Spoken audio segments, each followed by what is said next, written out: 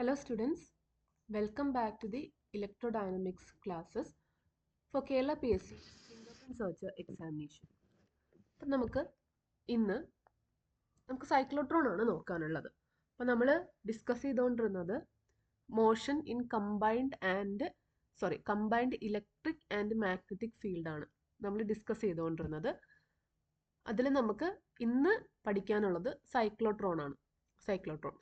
അപ്പോൾ ഇ.ഒ. ലോറൻസും എം.എസ്. ലിവിങ്സ്റ്റണും കൂടി ഇൻവെൻറ്റ് ചെയ്ത ഒരു മെഷീനാണ് സൈക്ലോട്രോൺ എന്ന് പറയുന്നത്. അത് ചാർജ്ഡ് പാർട്ടിക്കിൾസിനെ ആക്സിലറേറ്റ് ചെയ്യിക്കാൻ ഉപയോഗിക്കുന്ന ഒരു മെഷീനാണ്. ചാർജ്ഡ് പാർട്ടിക്കിളിനെ ആക്സിലറേറ്റ് ചെയ്യിക്കാൻ, അത് അവരുടെ എനർജി കൂട്ടി ഒരു ഹൈ എനർജി പാർട്ടിക്കിൾ ആക്കി മാറ്റാൻ വേണ്ടിയിട്ട് ഉപയോഗിക്കുന്ന പാർട്ടിക്കിൾ ആക്സിലറേറ്റർ ആണ് സൈക്ലോട്രോൺ എന്ന് പറയുന്നത്. സൈക്ലോട്രോൺ. അപ്പോൾ ഇവിടെയും നമ്മൾ ഇലക്ട്രിക് ഫീൽഡിൻ്റെയും മാഗ്നറ്റിക് ഫീൽഡിൻ്റെയും കോമ്പിനേഷനാണ് ഇങ്ങനെ പാർട്ടിക്കിൾസിൻ്റെ എനർജി ഇൻക്രീസ് ചെയ്യിക്കാൻ നമ്മളെ സഹായിക്കുന്നത്. ഓക്കെ, അപ്പോൾ നമുക്ക് എന്താണ് സൈക്ലോട്രോൺ അറേഞ്ച്മെൻ്റ് എന്ന് നോക്കാം.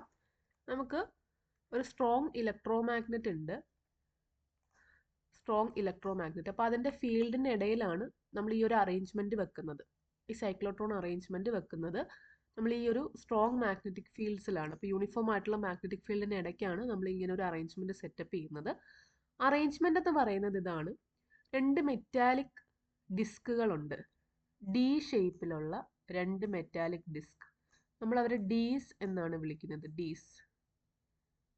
ഡീസ് എന്നാണ് വിളിക്കുന്നത്.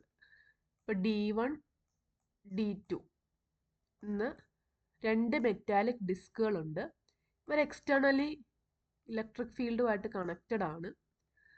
ഇത് ഒരു വാക്വം ചേംബറിലാണ് ഇരിക്കുന്നത്. Vacuum chamber. Okay, inside the dees electric field ഇല്ല. അപ്പോൾ ഇൻസൈഡ് ഡിക്കുള്ളിൽ പാർട്ടിക്കിൾ ഇലക്ട്രിക് ഫീൽഡിൽ നിന്നും ഷീൽഡ് ചെയ്തിരിക്കുകയാണ്.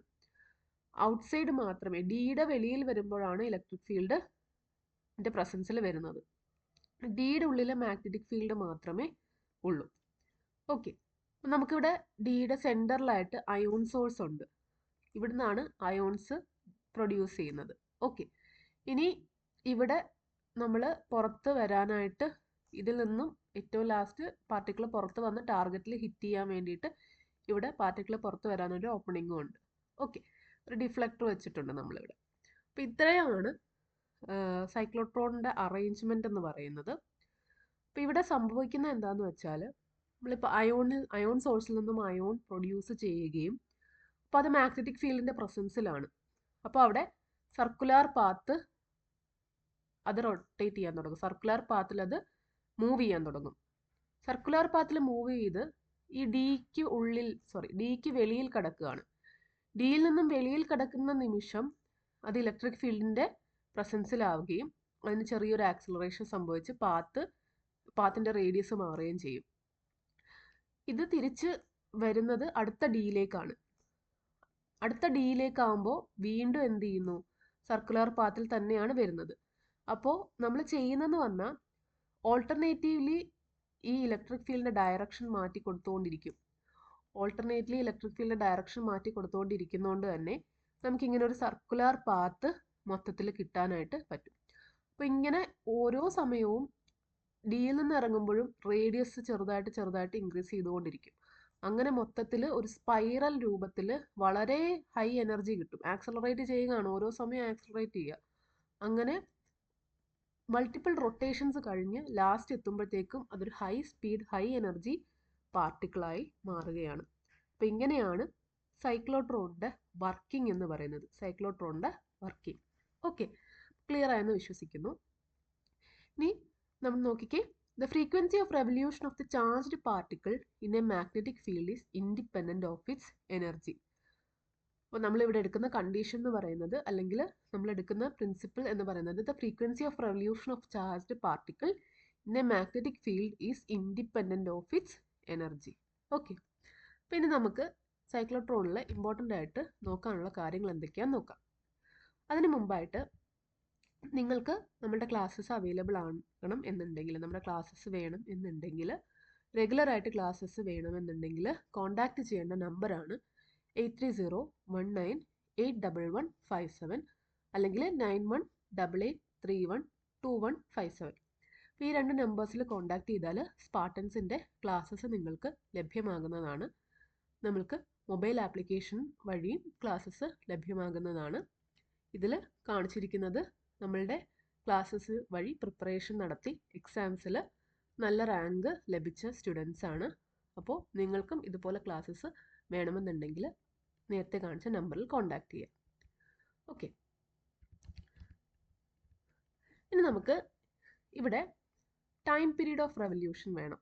ടൈം പീരീഡ് ഓഫ് റെവല്യൂഷൻ നമ്മൾ already combined electric and magnetic ഫീൽഡിൽ വരുമ്പോൾ അല്ലെങ്കിൽ സർക്കുലർ മോഷൻ വരുമ്പോൾ ഉള്ള കാര്യങ്ങൾ നമ്മൾ പഠിച്ചിട്ടുണ്ട്. നമ്മൾ ഇക്വേഷൻസ് ഒക്കെ നമ്മൾ ഓൾറെഡി ഡിസ്കസ് ചെയ്തിട്ടുണ്ട്. അപ്പോൾ അവിടെ നിന്ന് നമ്മൾ പറഞ്ഞ കാര്യമാണ്, നമുക്ക് റേഡിയസ് എന്ന് പറയുന്നത് എന്താണ്? R is equal to mv/qb. mv/qb എന്ന് പറഞ്ഞിട്ടുള്ളത് നമ്മൾ പഠിച്ചതാണ്. അതുപോലെ തന്നെ ഒമേഗയുടെ ഇക്വേഷൻ നമുക്കറിയാം. Omega equal to 2π/t. 2π/t. അപ്പോൾ ഇക്വേഷൻസ് ഒക്കെ നമ്മൾ പറഞ്ഞതാണ്. ഓക്കെ, അപ്പോൾ ഒമേഗ ഈക്വൽ ടു 2π/t അതെന്ന് പറയുന്നത് qb/m ആണ്. qb/m. കാരണം v ഈക്വൽ ടു r ഒമേഗയാണ്. അവിടെ നിന്ന് നമ്മൾ ഒമേഗയുടെ ഇക്വേഷൻ v/r എടുക്കുമ്പോൾ നമുക്ക് qb/m എന്ന് കിട്ടും. അപ്പോൾ നമുക്ക് ടൈം പീരീഡിൻ്റെ ഇക്വേഷൻ എഴുതാം. t is equal to 2π/ω. 2π/ω. അപ്പോൾ എന്ത് കിട്ടും? 2π × m/qb. 2π × m/qb ടൈം പീരീഡിൻ്റെ ഇക്വേഷൻ കിട്ടും. ഫ്രീക്വൻസി എന്ന് പറഞ്ഞാൽ 1/ടൈം പീരീഡ് ആണ്. ഫ്രീക്വൻസി 1/ടൈം പീരീഡ് ആണ്. അപ്പോൾ നമുക്ക് qb/2πm എന്ന് കിട്ടും. വെലോസിറ്റി എന്ന് പറഞ്ഞാൽ നമ്മൾ ഓൾറെഡി ഇവിടുന്ന് ഡിസ്കസ് ചെയ്തിട്ടുണ്ട്. ഇവിടുന്ന് നമുക്ക് കിട്ടും വെലോസിറ്റിയുടെ ഇക്വേഷൻ qbr/mv m എന്നുള്ളത്. qbr/m എന്നുള്ളത് കിട്ടും.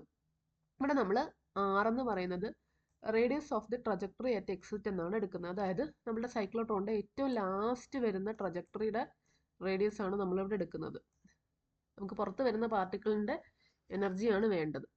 അപ്പോൾ അതുകൊണ്ട് തന്നെ ഏറ്റവും ലാസ്റ്റത്തെ പാത്തിൻ്റെ റേഡിയസ് ആണ് എടുക്കുന്നത്. നമ്മളത് R ആയിട്ട് എടുക്കുകയാണ്, ക്യാപിറ്റൽ R ആയിട്ട് എടുക്കുകയാണ്. ഓക്കെ, അപ്പോൾ അവിടെ നിന്ന് നമുക്ക് വെലോസിറ്റി കിട്ടിയാൽ നമുക്ക് kinetic energy of the particle കിട്ടും. കൈനറ്റിക് എനർജിയുടെ ഇക്വേഷൻ 12m v² ആണ്. അപ്പോൾ 12m × v² എന്ന് പറയുമ്പോഴത്തേക്കും q² b² r² m² എന്ന് വരും. ഈ എമ്മും എമ്മും കട്ടായി പോയിട്ടാണ് q² b² r²/2m എന്ന് കിട്ടുന്നത്. അപ്പോൾ ഇതാണ് kinetic energy of the particle എന്ന് പറയുന്നത്. Kinetic energy of the particle. Okay, അപ്പോൾ ഇത്രയും കാര്യങ്ങളാണ് നമുക്ക് സൈക്ലോട്രോണിൽ പഠിക്കാനുള്ളത്. ഇക്വേഷൻസ് ഒക്കെ നോട്ട് ചെയ്ത് വെക്കുക. നമുക്ക് പെട്ടെന്ന് ആറിൻ്റെ ഇക്വേഷൻ ഓർത്ത് വെക്കുകയാണെന്നുണ്ടെങ്കിൽ എളുപ്പത്തിന് തന്നെ ഈ ഇക്വേഷൻസ് ഒക്കെ നമുക്ക് ഡിവൈസ് ചെയ്തെടുക്കാൻ പറ്റും. അഥവാ മറന്നു പോയാലും പെട്ടെന്ന് നമുക്ക് ഡിവൈസ് ചെയ്തെടുക്കാൻ പറ്റും. ഓക്കെ, ഇനി നമ്മൾ സൈക്ലോട്രോണിൻ്റെ യൂസസ് ആണ്. It is used in particle therapy to treat cancer using the ion beams from cyclotrons to penetrate the body and kill the tumours by radiation damage. അപ്പോൾ നമ്മൾ ക്യാൻസർ ട്രീറ്റ്മെൻറ്റ്സിനൊക്കെ നമ്മളുടെ ക്യാൻസർ സെൽസിനെയൊക്കെ കില്ല് ചെയ്യാൻ നമ്മൾ ഇവിടെ സൈക്ലോട്രോൺസ് യൂസ് ചെയ്യാറുണ്ട്. Limitation എന്ന് പറയുന്നത് charged പാർട്ടിക്കിൾസിനെ accelerate ചെയ്യാം എന്ന് പറയുമ്പോഴും ഇലക്ട്രോൺസിനെ ആക്സിലറേറ്റ് ചെയ്യാൻ പറ്റില്ല. കാരണം കുറച്ച് മാസ്സുള്ള പാർട്ടിക്കിൾസിനെ മാത്രമേ, ഒരു ഡെഫിനിറ്റ് മാസ് ഉള്ള പാർട്ടിക്കിൾസിനെ മാത്രമേ ആക്സിലറേറ്റ് ചെയ്യാൻ പറ്റുള്ളൂ. ഇലക്ട്രോൺസിന് വളരെ ചെറിയ മാസ് ആയതുകൊണ്ട് സൈക്ലോട്രോൺസിന് നമുക്ക് ഇലക്ട്രോൺസിനെ ആക്സിലറേറ്റ് ചെയ്യിക്കാൻ പറ്റില്ല. അതുപോലെ തന്നെ ന്യൂട്രൽ ആയിട്ടുള്ള പാർട്ടിക്കിൾസും പറ്റില്ല. ചാർജ്ഡ് ആയിട്ടുള്ള പാർട്ടിക്കിൾസ് ആണെന്ന് നമ്മൾ ഓൾറെഡി പറഞ്ഞു. അതുകൊണ്ട് ന്യൂട്രൽ പാർട്ടിക്കിൾസ് പറ്റില്ല. അതുപോലെ ലാർജ് മാസ് ഉള്ളവരെയും പറ്റില്ല. കാര്യം നമ്മൾ ഹൈ വെലോസിറ്റി ആണ് എടുക്കുന്നത്. നമ്മൾ ഹൈ വെലോസിറ്റി വരുമ്പോൾ റിലേറ്റിവിസ്റ്റിക് കേസ് വരും. അപ്പോൾ അവിടെ റിലേറ്റിവിസ്റ്റിക് എഫക്റ്റ് വരുന്നതുകൊണ്ട് തന്നെ ലാർജ് മാസ് ഉള്ള ആൾക്കാരെയും നമുക്ക് സൈക്ലോട്രോൺ വെച്ച് പറ്റില്ല. അപ്പോൾ അതുകൊണ്ട് ഇത് ലിമിറ്റേഷൻസ് ഒക്കെ മാറ്റിയിട്ട് വേറെ ആക്സിലറേറ്റേഴ്സ് കൊണ്ടുവന്നിട്ടുണ്ട്.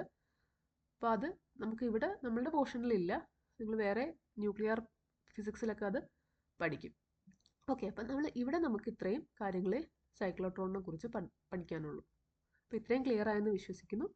ബാക്കി നമുക്ക് അടുത്ത ക്ലാസ്സിൽ ഡിസ്കസ് ചെയ്യാം.